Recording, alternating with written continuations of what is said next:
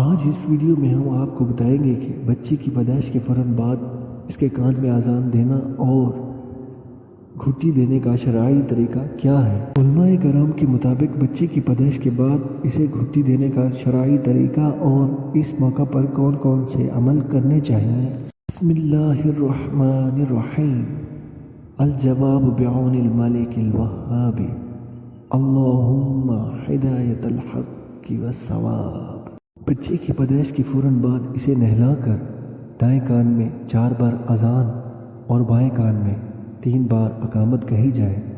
اور اس عمل کو کرنے میں زیادہ دیر نہ کی جائے کیونکہ بہت سے ذہنی امراض پیدا ہونے کا خدشہ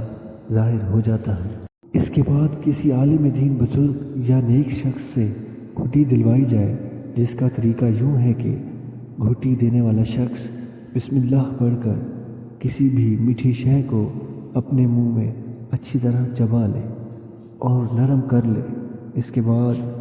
اللہ کے ہاں نیک تمناؤں اور بچے کے لیے اچھی اچھی دعا کے ساتھ اس کے منہ میں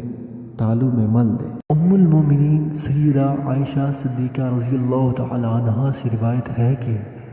رسول اللہ صلی اللہ علیہ وآلہ وسلم کی خدمت میں بچوں کو پیش کیا جاتا اور رسول اللہ صلی اللہ علیہ وآلہ وسلم ان کے لیے برکت کی دعا فرماتے اور گھٹی لگایا کرتے تھے۔ سید اعلیٰ شاہ امام احمد رضا خان